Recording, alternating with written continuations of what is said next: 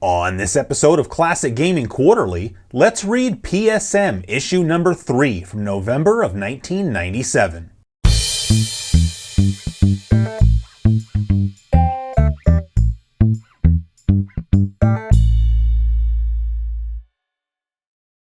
Alright, so as mentioned in the intro, today we're going to take a look at PSM issue number 3 from November of 1997. And I wanted to record this quick intro because you might be asking what's so special about PSM issue 3 from November of 1997. So, as I've mentioned before on the show, I bought my PlayStation in June of 97, and then I bought Final Fantasy VII pretty much right when it came out, sometime later in the summer. But aside from trying miserably to play the original Final Fantasy back in the day, I had no experience with a Final Fantasy game, and I really had no idea what I was doing. And for anybody that's taken a look at the manual that comes with Final Fantasy VII, it's really not helpful.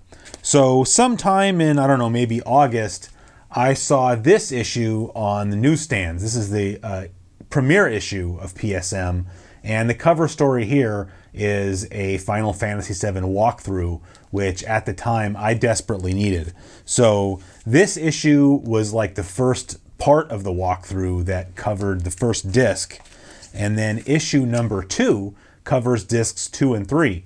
Now, I pulled a subscription card out of this very issue and sent it into PSM so that I could subscribe, but they never sent me issue number 3. My subscription started with issue number 4, but I never bought 3 on the newsstands because I guess I assumed it was going to come in the mail. And I've been trying to find a copy of this for just years, and every time I look on eBay, it seems like I always just missed a copy. And I finally got lucky and snagged one. Now, we're doing something a little bit different this time in that I have not read this magazine, like ever. Normally with these read-throughs, as you might understand, I read the magazine first and I take notes. I go look things up so that I can, speak as intelligently as is possible for me. But I thought that it would be kind of cool to do sort of a blind read-through of this one. And I asked some people one night when I was doing a live stream, and the general consensus was that this would be a good idea. So let's go ahead and check it out. And together we'll do a blind read-through of PSM issue number 3 from November of 1997. All right, so here we've got PSM issue number 3, as I said, from November of 1997. So this probably would have been on newsstands in October, but as I said, I skipped it because I guess I was just hoping it would come in the mail. Now, I've never opened this issue before, as I said, so we'll just check out the cover here to see what's inside the magazine. The cover story here is Mega Man Goes 3D. That, of course, is referring to Mega Man Legends, I believe, although they're calling it Mega Man Neo, so we'll find out when we get it open. It also says they've got a Mega Man X4 tip card. Not sure if that's actually still in there. Up here it says there's a Fighting Force lid sticker, and I did check, and that is actually still in there, and we'll talk about lid stickers when we get to it. We've also got a Resident Evil 2 update, Final Fantasy VII Secrets. That's kind of why I wish I'd gotten this magazine back then, because of course issue 1 had the first part of the walkthrough, issue 2 had the second part of the walkthrough. That's why I bought those 2 issues off the newsstand. And then I guess I didn't realize that issue 3 would have these additional secrets. We've also got a report from Tokyo Game Show 97, TGS, and then it says Hot Sequels.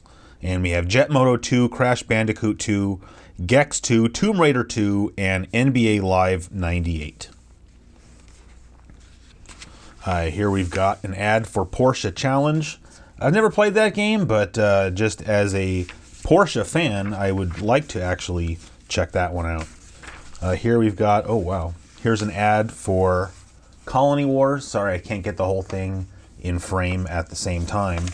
But Colony Wars is a pretty sweet game. I don't remember if that is going to get covered in this issue or not. I did look up like a list of the games that were covered in this issue. But Colony Wars is a pretty cool game. It's pretty reminiscent of X-Wing for the PC, or TIE Fighter, if you're familiar with either of those. You are targeting friendly craft.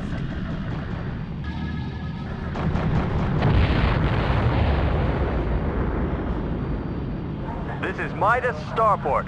Surrounding area clear. Well done. You are clear to dock. Docking sequence initiated. Here we got out with the old, in with the new. The classic games are back. And they mentioned the Strider game that was coming out for the PlayStation, Mega Man 8, which it says went on sale the previous March, so March of 97, Mega Man X4, Castlevania Symphony of the Night. So really that's kind of true. You know, the PlayStation was had a reputation as being very anti-2D, but, you know, really at that time, 2D gaming as a whole was just on the way out. But this article or little snippet does a pretty good job of pointing out that there actually were some pretty cool 2D games still coming out. They also mention Dragon Quest here, Metal Gear, Resident Evil 2. Obviously, those are not 2D. And this is kind of neat. Where are they now? These games are all from classic series, but none of them has made the jump to the next generation. And then they have Ghouls and Ghosts, Bionic Commando, Splatterhouse, and Ninja Gaiden. And it's true that at this point, none of those had come out in a newer iteration. Now, of course, subsequently, I know there's been Ninja Gaiden games that have come out, and there was that Splatterhouse Xbox 360 game that came out. I don't think that Bionic Commando ever got. I know they released like an updated version of Bionic Commando, but it's still just a 2D game, right? And isn't it just? I want to say it's just a graphical updating. I haven't actually played it, so I really can't say. And then they used to do this thing in these early issues where they would kind of talk about the artwork for this month's cover. It says here that this cover was drawn by someone named Adam Warren, and it just showed a couple of like preliminary sketches, and then here's how it finally turned out. I just think that kind of stuff's kind of cool. And then every month they had this thing where they had the whole PSM team, and they would talk about, you know, what are they playing right now and stuff like that. It was kind of cool to read that back then because that would kind of give you some insight into like what were the hot games that were out at the time. But even now it's kind of fun to go back through and read these and see like it gives you a little snapshot in time, as does the magazine as a whole. Moving on, another ad. Here's an ad for Fighting Force. Again, I'm not sure if Fighting Force is going to get covered in this issue or not. I really had a hard time getting into it back then, but playing it now, I think it's kind of cool. In a way, it's sort of a spiritual successor to Streets of Rage. You know, of course, that series never made the transition into 3D, which personally I'm kind of glad that it didn't. But Fighting Force actually is not bad for an early 3D game. Worth checking out, I think, if you can pick it up cheap.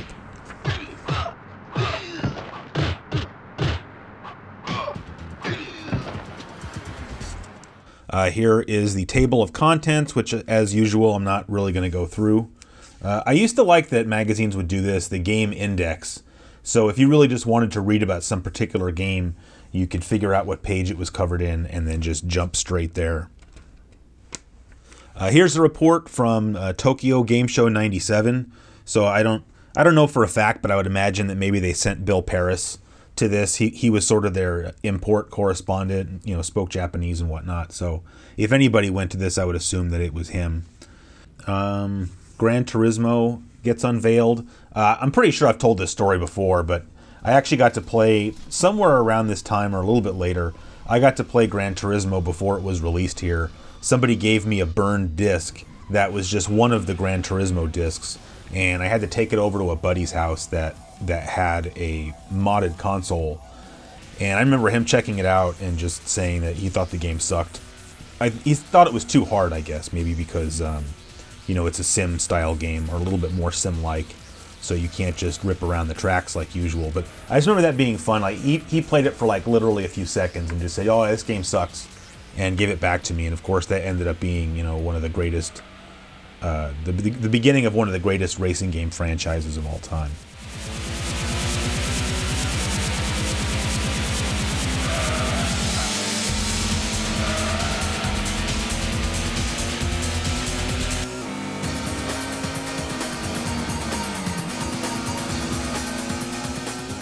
Down here, they talk about some Square games that they saw coming out. They've got Parasite Eve, Einhander, Chocobo's Mysterious Dungeon, and something called Sokagi, which I've never heard of that, so I can't really say anything about it. And then we got the start of an ad here. He put the death in destruction, and you can see all these shells here. He put the guts in glory now. Oh, and, well, that makes sense. Yeah, it's Duke Nukem here. Never played this game. Interesting to see, though. You've got both games here. Duke Nukem Total Meltdown for the PlayStation. And then over here is Duke Nukem 64. So kind of interesting to see a Nintendo 64 ad in PSM. That's not something you'd see every day. Then over here again, we're still in the monitor section. I should have mentioned that this was part of this monitor, which was really just gaming news. Here we've got overheating problem solved. I remember that they covered this device. Maybe it was in the issue number 4, I'm not sure. But somebody made this thing that you'd stick on the side of your PlayStation that had a fan in it that would, blow cool air through the system. Because with the early PlayStations, overheating was a constant problem. You'd end up with like full motion video that was skipping and things like that. And I'm sure that was part of the reason that the PlayStation got redesigned. Not redesigned into the smaller one, but there were many hardware revisions of the PlayStation, and I'm sure that partially that was to address the overheating issue. Here it says PlayStation's value grows. I don't know what that means. They're talking about new value games coming out.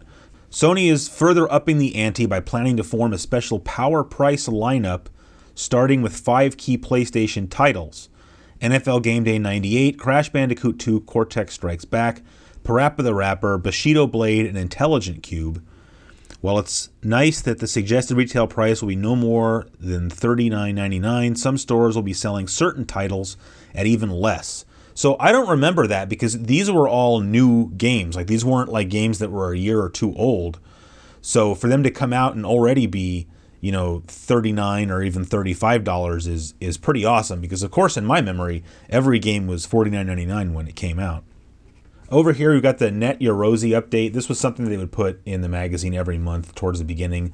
The Net Yorosi was just this special, very expensive PlayStation unit that would basically allow you to do homebrew development, and then they're showing some examples of other people doing that. It's pretty cool, but it had such a narrow target audience that I'm kind of surprised it would even get coverage in a magazine like this. Although it's cool that it did. But first of all, this thing, I want to say it costs like $700 or $800 at least. And of course, you had to know how to develop games. And so I have no idea how many of these Yorosis ever got sold, much less used for their intended purpose. But it can't be that many. And skipping over the Duke Nukem ad, Monitor continues with gossip. So this would be sort of reminiscent of the Quarterman columns in EGM. Here they're already talking about the PlayStation 2, contributing components for the new system when it ships in 1999. I don't think that happened. I don't actually know when the PlayStation 2 came out in Japan, actually. But in any case, I think it's crazy we're talking about the PlayStation 2 already in 1997. And of course, they're basically saying that they have no idea. They don't know anything about the system or what it's going to be like. Down here, Final Fantasy VII takes over. Square's role-playing masterpiece Final Fantasy VII broke all existing pre-sale records and is poised to become the best-selling PlayStation game of all time. That honor had been held by Tomb Raider and NFL Game Day in the past, but Final Fantasy VII is now expected to surpass both titles by the end of the year. In the first 3 days of its release, Final Fantasy VII sold nearly 500,000 copies. That's pretty awesome. And then over here, Tibal 2 for the US, ? That did not ever happen. We, of course, got Tibal number 1, and then Tibal 2 never came out. Over here, again, we've got a Nintendo 64 game. That's kind of crazy. This is for San Francisco Rush. I remember playing this game in the arcade, actually. There was an arcade machine for this game, this arcade machine, at the ice rink where I used to go play ice hockey. And never played the home versions of it, just as I felt no need to do so. I bet this would be a good game on the N64, though. Next, we've got this. So this was like Bill Paris's column. This, I'm probably not saying it right, but Nihon Game Otaku, and it's just covering the import scene at the time, looking forward to what might be coming out here stateside, or just taking a look in general at the gaming scene in Japan. Here he's talking about Einhander, which had already come out in Japan by that time. A pretty cool square shooter. Over here, Sony Music Entertainment. This company is the child of Sony Computer Entertainment and the developers behind such games as Kill Leak, The DNA Imperative, well, that's nothing to brag about, Epidemic, and Kowloon's Gate. I don't know anything about those. Upcoming titles include Tenchu, covered in PSM number 2. Awesome game. I went back and played Tenchu recently, and I still had a good time playing it. Escaper, I don't think that game ever came out here. It says that's going to be similar to Tomb Raider, etc., etc. Stuff coming out from Hudson Soft. They've got Bloody Roar, Hyper Beast Duel. Easily Staff. I've never even heard of that developer. Easily Staff revealed its hexagon-based fantasy simulation strategy RPG Brigandine for the PlayStation, or Brigandine, I don't know which. Its release status in Japan has yet to be announced, and as an American title, it's shrouded in mystery. I don't know if that game ever came out here or not. Maybe if somebody else knows, you can chime in. And then down here we got just some cool pictures. Getting Wild with Bill in Tokyo. So I would say that my supposition was correct, that Bill Paris got sent to the Tokyo Game Show, because there he is at the Tokyo Game Show. And then over here we've got the top 10 sellers in Japan. This was always interesting to look at back in the day because you'd get an idea of the kind of stuff that might end up coming out here. Number 1 is Real Powerful Pro Baseball 97. I don't recognize that game, so I don't believe it ever came out here. Dragon Ball Final Bout. Number 3 is this Minano Golf, and they would talked about this game for months, Minano Golf. And as somebody who enjoys golf games, I was really waiting to see if the game would end up ever coming out here. And of course it finally did, as Hot Shots Golf, which is pretty awesome. Number 4 is Derby Stallion. I don't know what it is with the Japanese and their love of horse racing games, but I've never tried one, so I really can't say. Number 5 is Cool Borders 2, which they call Cool Borders 2 Killing Session. I don't believe that subtitle still existed when it came out here. Number 6, Monster Farm. 7, Saga Frontier. Number 9, Final Fantasy Tactics. And rounding out the top 10 is Rockman X4, which of course was released here as Mega Man X4. Here we get into the reviews. And I used to always love reading through the reviews because, I would really use this as my, decision making for buying games, which I was doing quite a bit back then. First, here we have NFL Game Day 98. I think I actually got this game for Christmas in 1997 and ended up really not liking it. I really wasn't much of a sports gamer back in these days, but I wanted to be. And I loved football back then, so I think I asked for this game for Christmas. Because my parents never knew what to get me, especially as I became an adult. And they said, well, there's this game you could pick up for me. So I got this, and I'm pretty sure I didn't like it. 4th and 6 on the 39-yard line. Green, 25. Hot.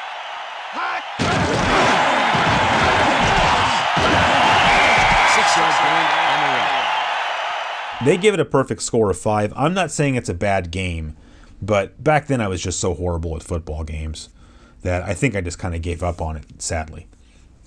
Next here we have Armored Core. The Armored Core series definitely has a strong following.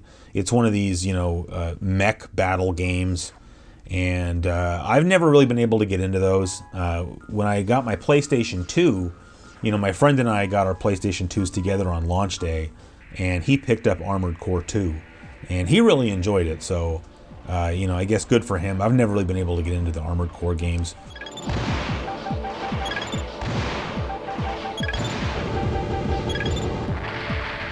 Here we have Time Crisis, which is a light gun game from Namco. And then down here we have Mega Man X4. This game I did pick up. I can't say for sure I picked it up right when it came out, because I seem to remember that this was the first $20 game that I ever bought. Up till then I was paying $40-50 a game. But I feel like part of the reason I picked up Mega Man X4 was that it was only $20. And also obviously because it's a Mega Man game. It's a pretty cool game. I haven't really gotten into the X series that much. They just seem like they're a lot more plot driven. And it's like when you're playing this game, I feel like there's more cutscenes you have to watch. And that's just not why I play a game like Mega Man. So that's a little bit of a turnoff, but it's still a solid game. And 32-bit 2D games I think are awesome because just the graphics are amazing.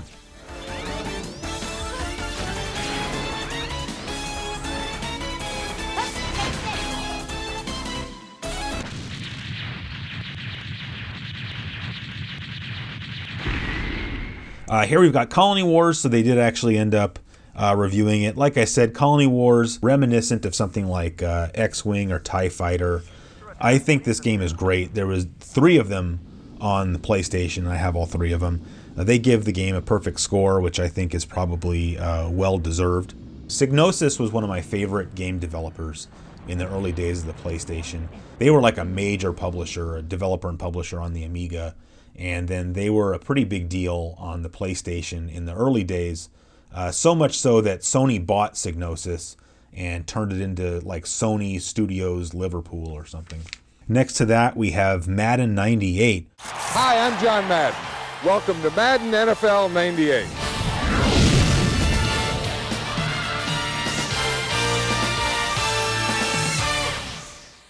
Now, maybe surprising, they only gave Madden 98 a 3 out of 5, which is for a game magazine to give a score that low is pretty bad.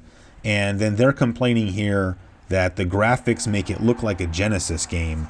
I'm not saying those graphics are good, but like a Genesis game, come on.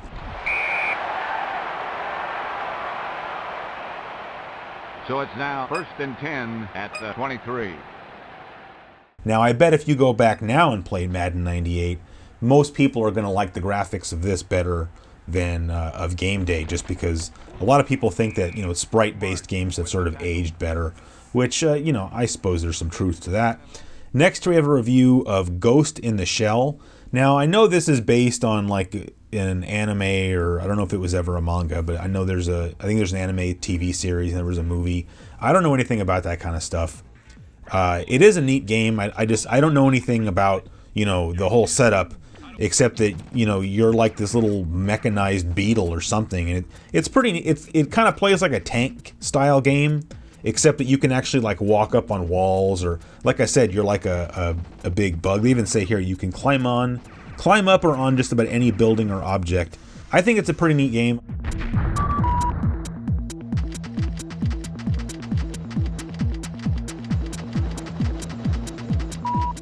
They would have liked to have seen a greater variety of weapons and power-ups.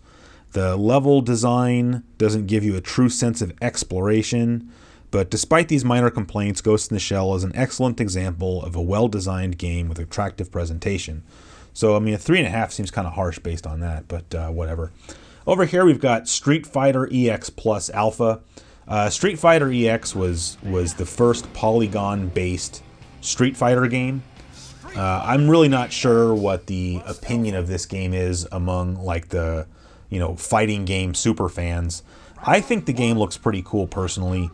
This alpha version of the game was sort of custom made for the PlayStation, so I think it adds a little bit above and beyond the arcade version. But certainly if you're used to playing two-dimensional Street Fighter 2 games, this one's going to look a little bit weird because they did use, even though the game still takes place like in a plane, so it's two-dimensional as far as the gameplay goes, the graphics are 3D, which I think makes it look kind of slick. But and they gave it a 4.5, so obviously they thought it was pretty good.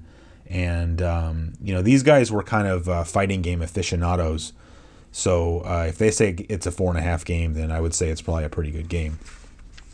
Here we've got Intelligent Cube. So back around this time, I had this friend named Rafe, and Rafe used to come over to my house, and we both had PlayStation, so he'd bring his PlayStation over, and some games that Rafe introduced me to are the first Oddworld. He brought over Colony Wars to my house, and I remember him bringing over Intelligent Cube, which I had never heard of.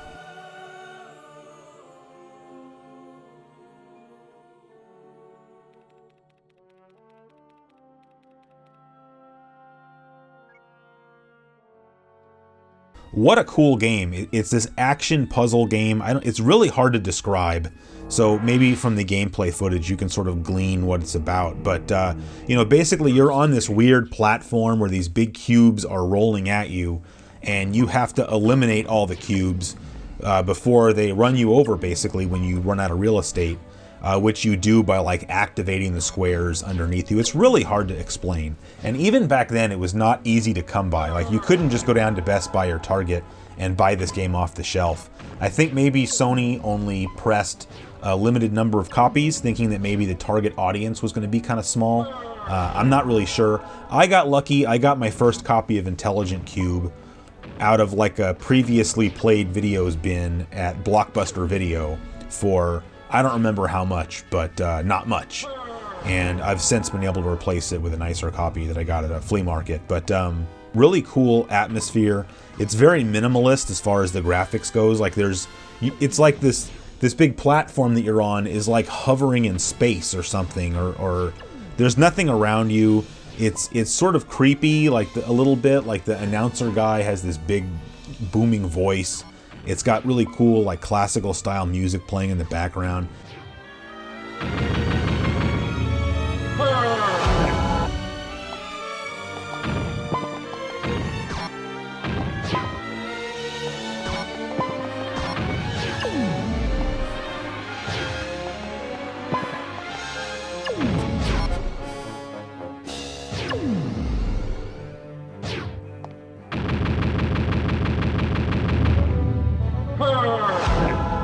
If you have a PSP, you could get IQ Mania. I think that's a Japanese only game, but you know, PSP games are region free. And that's got Intelligent Cube with like a bunch of extra levels. And I don't believe that game is expensive, unlike Intelligent Cube, which I think might be. The last time I checked, which admittedly was a long time ago, Intelligent Cube was like a $50 or $60 game. That may no longer be the case. They give it a 3.5 here. I don't really understand that, because they even say here it's a truly unique puzzle game that's a blast to play. So I don't know why that's a 3.5. They don't really seem to have any major complaints here. So it even says I'll play it until I'm dragged away. So I don't know. Next here we've got Steel Rain. I don't know what to say about Steel Rain. It's a tank style game. It looks pretty neat. Now I'm not sure if this is a game that you could use that big dual analog controller or the dual analog stick with. I'm guessing probably so, but I don't know that for a fact. But I did play the game a little bit, and it's okay. You know, maybe if you have the big controller and that maybe makes it more immersive, then maybe it's something cool. But you know, other than that, you know, as expected, it's got pretty bad drawing, and I don't know. It's fun, I guess. It says here is that you can play 2-player split screen. That would be probably pretty cool.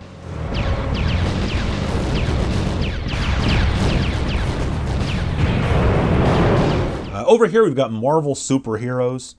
This is a Capcom fighting game. It's really just the same type of thing as Street Fighter 2, but with Marvel characters. I think it's a cool game. Now like with Marvel vs. Capcom, you would pick like 2 or 3 characters or whatever to use. I don't really like that personally.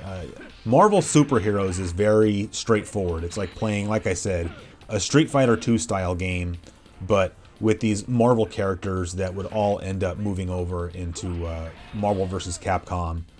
Like I said, I think it's a pretty cool game. Next we have Maximum Force. This was a light gun game. I want to say it's not compatible with Namco's GunCon. That was actually a really annoying thing during the PlayStation days, is that there were at least 2, if not 3, competing light guns, and not all games were compatible with all light guns, and kind of annoying. Maximum Force uses like not full motion video, but like digitized graphics, and it says here it's completely FMV. I didn't really get that impression off of it when I played it, but I mean, whatever they say. Personally, I don't think it's that great of a game. I don't like FMV style games. And you can see they give it a 2.5, so safe to say they don't like it either. Down here we got a couple of racing games. NASCAR 98. Can't really say much about that. I'm not really too much of a NASCAR guy. They give the game a 3.5. They say the graphics are adequate, so that's kind of a backhanded compliment. The music is perfect for a NASCAR license, so I guess you can kind of infer what you want from that statement. And yeah, I don't know. Looks okay. I think I had this game and just recently got rid of it, actually, because I'm just trying to thin the herd around here. Now down here we've got Formula One Championship Edition. At one point, Psygnosis had the Formula One license, and they released a handful of F1 games for the PlayStation until they let their license for Formula One expire. it's a pretty cool game. I personally find it really hard to go back now and play these simulation-style racing games. Like, I know I've said in the past that, I don't really get the whole thing that people say about how these games haven't, aged well. But that's not really universally true. With something like racing games or just simulation games in general, that's the kind of reason that I have a PlayStation 4, is because something like a racing game or a flight sim game, things like that, really take advantage of, newer technology. And to go back and try to play something like this game is a little bit difficult. It is fun just for the nostalgia of it. It's a fully licensed game, so, it has all of the teams and the drivers. And this would be a cool game if you had a steering wheel controller. Here is an ad for Ghost in the Shell, I assume with the characters from the anime there. She's got kind of a thong going on that's a little bit racy. Here we've got Flashback. So Flashback was this thing that they would do where they would go back, they look at earlier release games and sort of give it an updated review. So here they've got Ridge Racer, which was, of course, a launch game. They gave it 3.5 stars when it came out. Now they're giving it 2.5 stars. Because, of course, now there's a lot more competition on the PlayStation in terms of racing games, so it's not going to stack up as well. Here we've got The Adventures of Lomax, which is, in my opinion, actually a pretty cool two-dimensional side-scrolling game. Once again, it's a Psygnosis game. I personally find it enjoyable. It's kind of reminiscent of Rayman, and in fact, they even mention Rayman here. The Adventures of Lomax came out over a year after Rayman did, but still doesn't look or play quite as good. Yeah, I think that Rayman really had exceptional 2D graphics on the PlayStation, but Adventures of Lomax almost has, I don't know the history of the game at all, but it almost has an Amiga vibe to it if you play it. And apparently they originally said it had 3.5 stars, and now it has 2 stars. Somebody might be asking if PSM is only 3 issues old, how do they have review scores for older games? But that is because PSM was actually spun off from Ultra Game Players. So these were no doubt the original review scores given to these games in an old issue of Ultra Game Players. And then last year we have Philosoma. I guess that's how you say it. It's not Philosoma, right? Philosoma.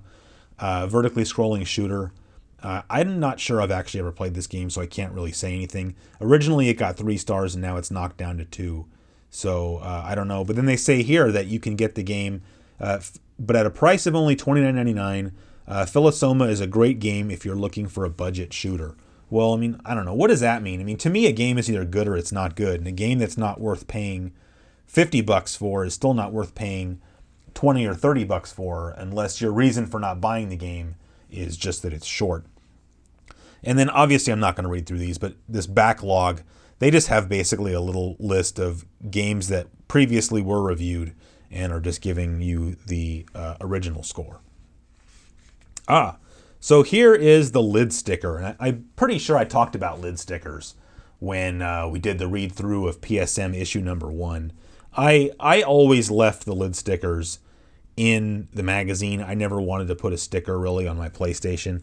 For anybody that doesn't know, I don't have a PlayStation within arm's reach, but this sticker is the appropriate size to stick on the lid of your PlayStation.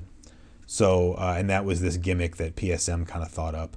And I think in issue number 1, the sticker was just, we don't have it here. They had their own little logo that was like a happy face with an eye. Oh yeah, this. That was the issue 1 lid sticker. And then shortly after, I guess they started sort of licensing that out. Because you can imagine that Eidos paid them to have Fighting Force be on the lid sticker here. And then this article, there's a party in your PlayStation. And it's basically an article about everything you need to pull off a successful party with your PlayStation as the centerpiece. Well, that's definitely not something I ever did, but it looks like these folks are having some fun. Here you can see they've got 2 PlayStations hooked together with the link cable with 2 TVs. That's something I never got to do, but would have really loved to try. I still have a link cable and I have 2 PlayStations and I have many TVs, but I just have never taken the opportunity to try doing that with somebody, so I should. Yeah, and here they've got even a list. Like, here are some other cool link-up games that would be great at a party. So these are all games that you can use the link cable with. They've got Destruction Derby, Armored Core, Andretti Racing, Formula One. Assault Rigs, that's a pretty cool early game. Final Doom, that would be fun. Yeah. Kind of a cool article, I guess. It's like they're using this really bad Instagram filter or something on all of these pictures to make them look like psychedelic or something. And then just talking about, really what it is, it seems like, is it's just talking about different games that are good for multiplayer. Like here it says a Monday night party, and they're showing you playing some kind of football game there, some puzzle games. Here are some games that use the multi-tap, and then fighting games here. Kind of a cool article, I guess. Oh, it's not over yet. A night out with the PlayStation. They're talking about like PlayStations in like nightclubs. That's kind of weird. And then down here it says, win a PSM party. Let PSM help you throw your next party by entering our PSM party contest. We'll send you all the fixings to make your party a massive hit, including a PlayStation, a GX TV, that'd be awesome, link cable, 2 copies each of a variety of linkable games, a multi-tap, and a few extra controllers, plus some other stuff. That's pretty awesome. Now we're getting into previews. And here we've got, the first one is Mega Man Neo. I guess Mega Man Neo must have been just the Japanese title. I hope I'm not misspeaking. I don't like it when, these classic 2D franchises try to make the jump into 3D. I don't personally think it ever really works. I have played Mega Man Legends. I think it's a pretty good game. It's just not a Mega Man game. And, I don't know why Capcom chose to, make this a Mega Man game rather than just having it be its own standalone thing, but I can only guess it just has something to do with them wanting to cash in on the Mega Man name. Here we've got an ad for Critical Depth. I don't know if Critical Depth is going to get covered in this issue. Critical Depth is kind of an interesting game.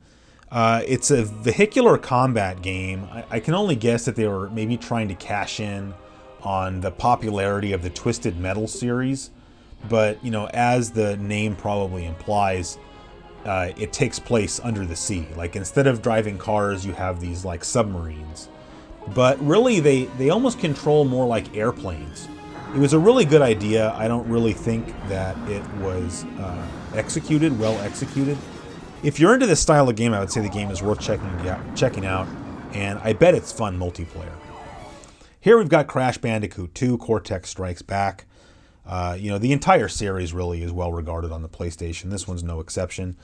3D platform game, but as I sort of very briefly discussed in the launch of the N64 episode, these games aren't really like open world in the same sense that like Mario 64 is. Not that Mario 64 is really open world, but it has this level that you can explore freely. But these Crash games, even though they're 3D, they're still very linear, but that doesn't mean that they're bad games, far from it.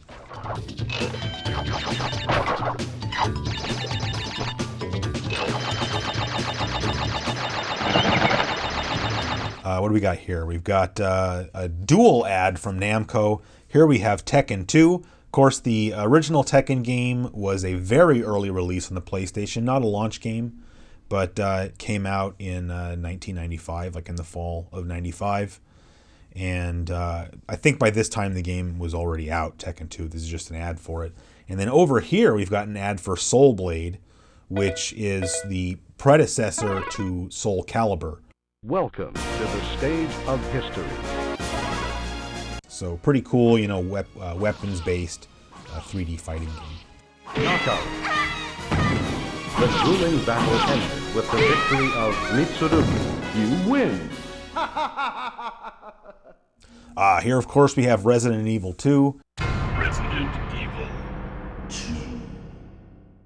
I don't know how Resident Evil 2 is regarded now, but certainly, back in the PlayStation and early PlayStation 2 games, Resident Evil 2 is really considered to be sort of the pinnacle, at least of the original trilogy.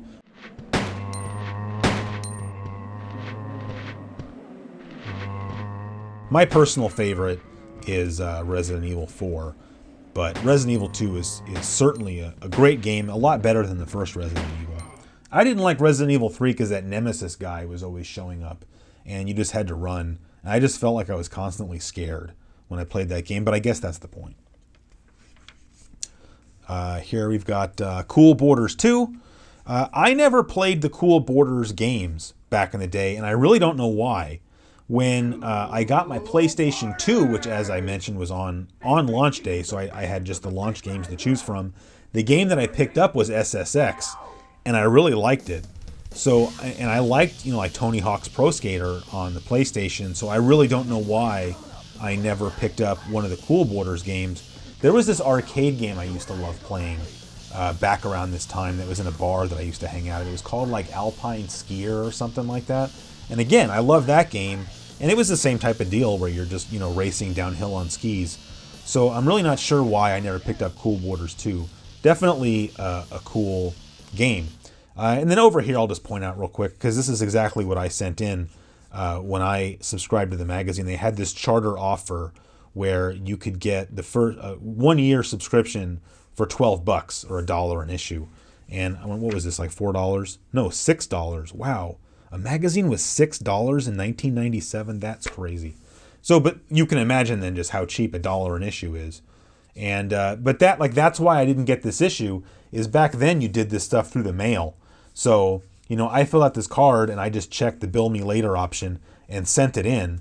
But, it took however long it took for it to get there and get processed and everything. And so that's why I never got issue number 3. And I subscribed to this magazine for, I want to say, the first 3 years.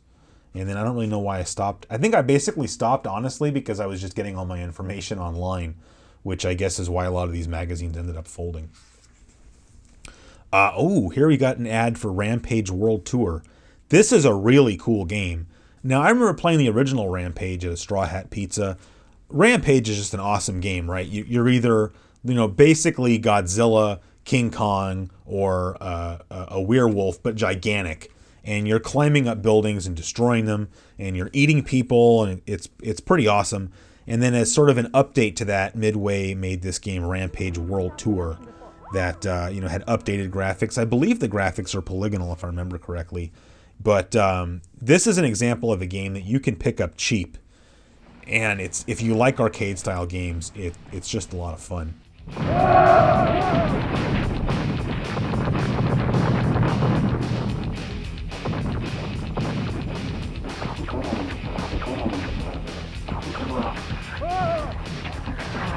Over here we've got a preview for Fighting Force, which, like I already mentioned, I've always sort of looked at Fighting Force as like the spiritual successor to Streets of Rage. There was also a Fighting Force 2 that got released on the PlayStation and also the Dreamcast. Here we've got Tomb Raider 2. Now, I will admit, I never really got into the Tomb Raider series back then. My friend Ryan had the first Tomb Raider, and I borrowed it from him and gave it a shot. They're good games, and it's funny because I knew while I was playing it was a good game, but I don't know if it was just too slow for me or if I just couldn't get used to the controls. I'm really not sure why I could never get into Tomb Raider. I believe I still have a couple of Tomb Raider games because I think I'm still kind of holding out hope that I'll go back one of these days and play them and, like them more. At some point I'll end up covering the games on a proper episode of the show, and then I guess I'll have to play them. And as is often the case, maybe that will finally give me the appreciation for the games. Here's a preview of Critical Depth. I think I already talked about what I wanted to say about Critical Depth. It says this wet and wild shooter could make some serious waves on the PlayStation. I don't know how well it was regarded, or what kind of review scores it pulled when it finally came out. Here's this video game control glove. I don't know if they were trying to do some kind of update to the Power Glove, but you can see that it's this one-handed controller. It's got like the D-pad over on your thumb, and then you just work the buttons with your fingers. I'm just really not sure who this was aimed at. Like, I don't know who was buying something like this or why. Here's this kind of a cool article here. Accessorize your PlayStation, Part 2. So, we missed Part 1, but Here they're just showing like some different accessories you can buy for your PlayStation. I'm not going to go through every single one. That would be boring. Here we've got flight sticks. And, well, this is not really a stick, right? That's like a flight yoke. But these would be kind of cool to have if you had the right kind of game to play it with. And then here's just a couple of sticks. Here's the controller I was talking about, the Sony dual analog joystick, not to be confused with the original Sony analog controller. And, this says here that it works with Ace Combat 2. Sadly, it doesn't mention what other games it works with. I'm pretty sure you could use this game with the Colony Wars games. It would be cool to have, but I mean, the thing is like humongous, and I don't have the space for something like that. Here they've got some steering wheels, the V3 racing wheel, power wheel. This one's got the separate pedals, so that'd be kind of cool. For playing a game like the F1 games. Here's just a bunch of more steering wheels. Over here we've got light guns. So this kind of goes to what I was talking about as far as there were so many different light guns out, and not all guns were compatible with all games. They don't really seem like they go through what works with what here. But like here's Konami's Justifier gun. So if you wanted to play like Lethal Enforcers, you'd need the Justifier. There, of course, is Namco's GunCon. Really nice controller. I think that's the best one out of all of them personally. Here's this virtual gun, which I think I have. I have a light gun that looks just like that one, but it has like like this two-pronged connector thing on it, so that you can use it with a Saturn or a PlayStation, which is pretty cool. Here they've got some memory card accessories. Did this ever come out? I've never heard of this. This is a ripoff though. Memory disk drive, and it's literally just an external 3.5-inch floppy drive that you plug into your memory card slot. And I have never seen or heard of that, but it's $100. Like, I don't know why you would want to buy that. I mean, a memory card back then was only $20. So, oh yeah, they even say right here, the price is way too high. Yes, it is. I mean, unless you're playing so many games that you just have like a fat stack of memory cards.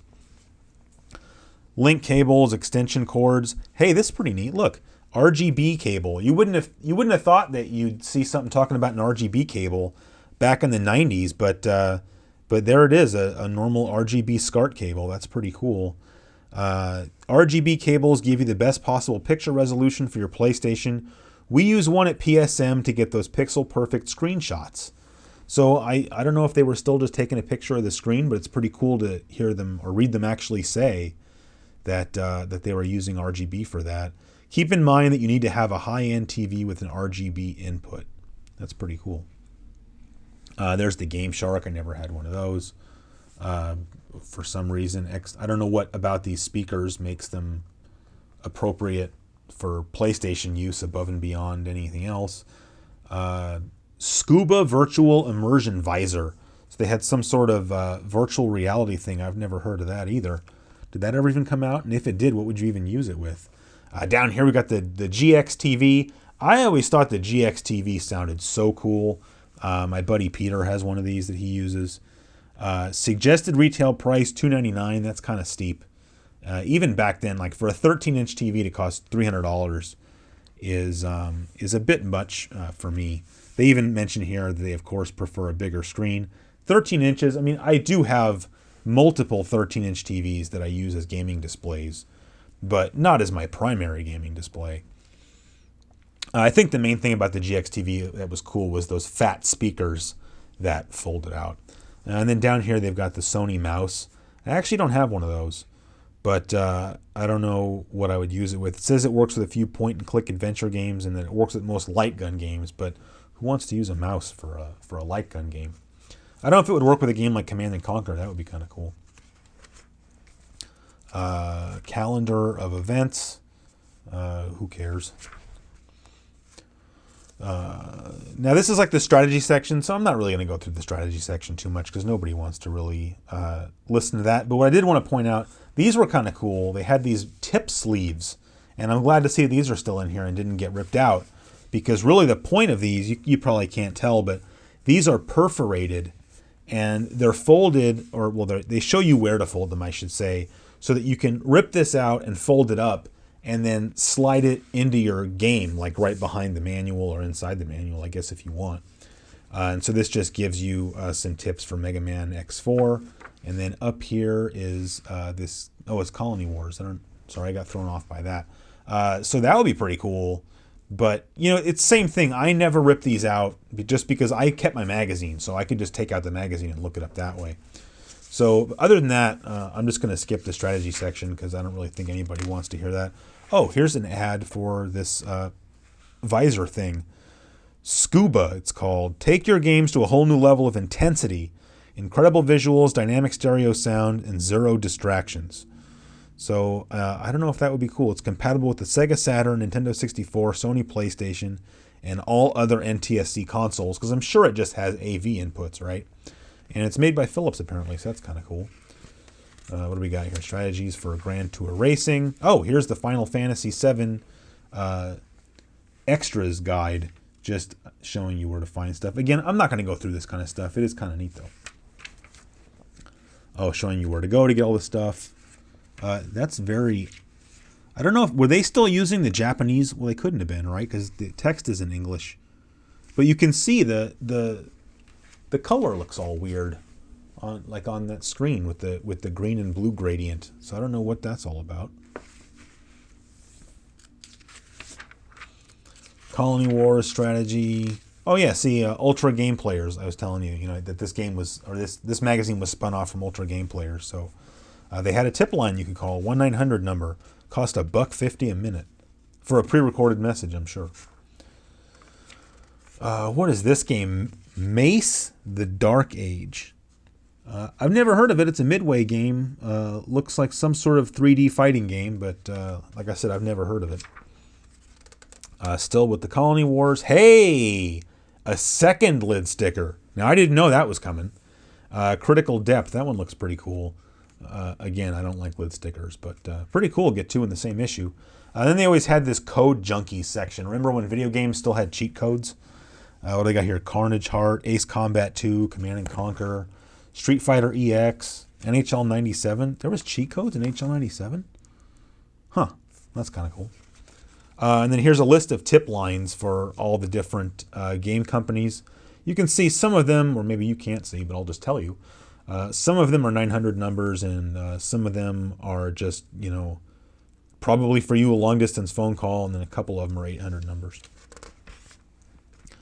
More codes here. Here's an ad for Bravo Air Race. I know I've talked about this game before. I don't remember the context. It was probably in another Let's Read. I really don't remember. Bravo Air Race is a pretty cool game. I got this. Well, I didn't get the game, but my friend worked at Software Etc. and he gave me a demo disc that they were giving out, and it had a demo it was a THQ demo disc, and it had Bravo Air Race on it. The best way to describe Bravo Air Race is it's like Hydro Thunder, but with airplanes. Really cool racing. Course record. Game Shark codes. Here is an ad for Raystorm. That looks pretty sweet. Raystorm, a Japanese shooter game that was brought out here in the U.S. by Working Designs. Almost at the end of the issue. I don't know what that's all about. This is just an ad for their other publication, Ultra Game Players. Letters to the editor. Anything good in here? Somebody thanking them for their import coverage. Somebody asking about Twisted Metal game. I'm just looking to see if there's anything in here that's even really worth talking about. People saying how much they love their premiere issue. Watch the industry go. Yeah. Oh, this person, I don't know. I'm a 24-year-old medical student, but then he's asking about how to break into the video games industry. Well, you're going to be a disappointment to your parents. Any news about Square making a former Super NES game for PlayStation? Front Mission. Yeah, I don't know. Nothing really. I always like the article or the letters where somebody is writing in and complaining about something. Those are a lot more fun to read. And then I think we've talked about these before, but I just think this is kind of interesting that you had Link Up. Can you read that? Link Up. Want to hook up with other gamers from around the world? And you had people just posting their personal information in a magazine, like Thomas Castillo, age 19, with his email address and his mailing address, in this case a P.O. box, but other people are just putting their home addresses here and what games they're into. And I guess it's just if you're trying to make friends with people or maybe become a pen pal with somebody. Don't get me wrong, I think that's cool. It's just like, can you imagine now just wanting all of your personal information put into a magazine like that? Seems like a bad idea. More letters. Somebody's complaining about their subscription. I don't know. None of this is interesting in my opinion. Jesus, more letters still. This was something that they would do that was kind of cool. The PSM challenge, where they would challenge people to, beat some goal that was set out for them. Here is basically beating Mega Man X4, find all the limit breaks in Final Fantasy VII, build the best mech in Armored Core, and they would win something if they did. I don't remember what, probably a free subscription or something. But they don't mention what. It just says, it says, never mind. You can win a cool analog controller and see your name in lights. Well, that's pretty cool. And then down here, they used to post these pictures that they would take different places. Like here's Bill Paris just showing that, the first issue of PSM on a newsstand at a record store. Noah Massey posted his wife's ultrasound. That's kind of cool, I guess. And that's pretty neat. It's too bad it's such a small picture, but that's actually a picture of the PSM offices. So that's pretty neat. I would have loved to work for a game magazine back then, but I wouldn't have even known how to do that. Of course, who wouldn't have wanted to do that? Sort of similarly to the link up thing back here, there was a marketplace section. I think I may have talked about this when I did the read through of PSM issue 1. But people could literally just post in here stuff that they wanted to buy or sell or trade. And again, they just put their personal information in here. Nothing wrong with that, but just by today's standards, that just seems insane. And then here's just a preview for issue number 4. They had the Holiday Special 97, which was a pretty cool article. The Women of PlayStation seems kind of cringy. And, of course, all the latest reviews and previews. And then they close out the issue with this ad for Red Asphalt, which is just another vehicular combat game. This one seems much more to be a Twisted Metal ripoff. I could swear I've played this game, but I don't remember for sure. And then what's on the back cover? Pandemonium 2. I never played that game. That was actually the game I was thinking about when we were reading the... I'm not going to... Oh, here it is. When we were reading this, there's a party in your PlayStation, just the color scheme and the crappy Instagram filter just reminded me of these Pandemonium ads. So that's it. PSM issue number 3. It was definitely cool reading through it for the very first time with you guys. Unfortunately, that meant that I had to say I don't know about a lot of this stuff, but it was still fun and sort of a unique opportunity to do a blind read through. So, that's it. All right, so for those of you that managed to stick it out through the entire episode, here's a preview of some content that you'll be seeing in the near future. First, I've got a couple of hardware reviews I'm working on. The first one is the Super SD System 3 for the TurboGrafx 16 and PC engine, and I'm also working on a review of the EverDrive GB-X7 for the Game Boy and Game Boy Color. Then I'm also working on some new TurboGrafx 16 related content for both channels, so you'll want to keep an eye out for that. That's going to do it for this episode of Classic Gaming Quarterly. As always, thanks for watching, and I'll see you next time.